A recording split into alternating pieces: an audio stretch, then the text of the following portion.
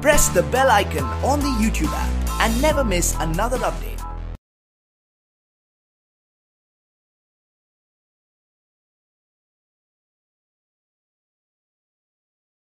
अस्सलामुअलैकुम dear students, I am Abdul Qadir और आज हम फर्स्ट ईयर की बुक में से आपको क्यूब रूट्स ऑफ यूनिटी के अबाउट बताएंगे और ये लेक्चर आपको ग्रेट साइंस एकेडमी की तरफ से प्रेजेंट किया जा रहा है। तो डियर स्टूडेंट्स, पहले आप स्क्वायर रूट्स के बारे में पढ़ते रहे हैं, आज मैं आपको क्यूब रूट्स के बारे में बताऊंगा। तो कितने मेरे पास रूट्स आएंगे वो मैंने देखने के मेरे पास कितने रूट्स आएंगे। तो बेसिक जो हमारे पास टॉपिक है वो है 3 क्यूब रूट्स ऑफ यूनिटी। इसका मतलब है कि हमने 3 क्यूब रूट्स निकालने हैं, ठीक है जी। तो वो कौन कौन से होंगे वो इस प्रूफ में हमें पता चलेगा कि हमारे पास कौन से वो हमारे पास क्यूब रूट्स हैं। 3 क्यूब रूट्स ऑफ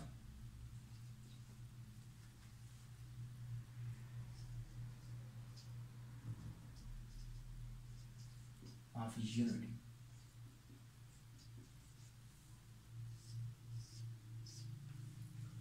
पहले आप स्टेटमेंट समझें कि हमें कह रहा है क्यूब रूट्स ऑफ यूनिटी, ठीक है जी। जैसे हम देखें स्क्वायर रूट की बात करते थे वो हम ऐसे लिखते थे,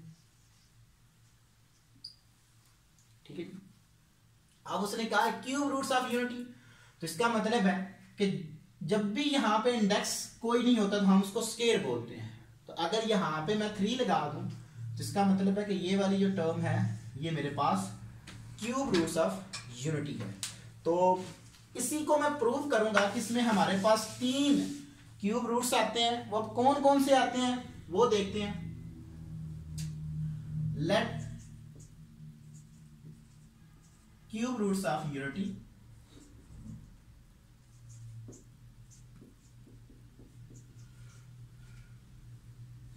x is equal to square root index 3 1। ये मेरे पास क्यूबिक रूट्स ऑफ यूनिटी है। x is equal to 1 की होल पावर 1/3। इस टर्म को मैं ऐसे लिख सकता हूं क्योंकि स्क्वायर रूट की वैल्यू मेरे पास 1/2 होती है। तो जब भी यहां पे कोई इंडेक्स आता है तो उसकी पावर 1/3 हो जाती है, समथिंग जो भी वैल्यू हो। So taking cube roots on taking cube on both side,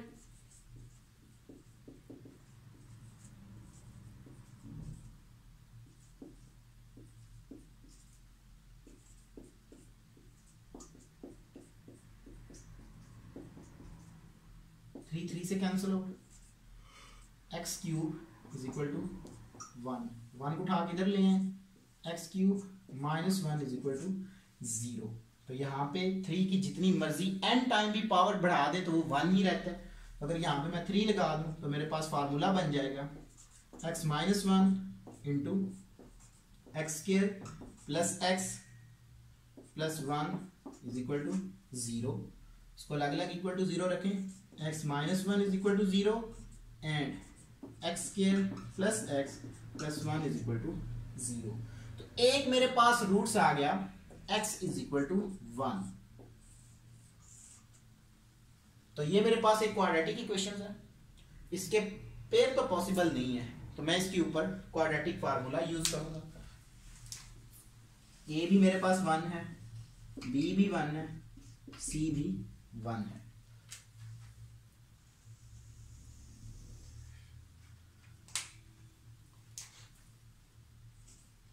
x is equal to minus B plus minus square root B square minus 4ac/2 है।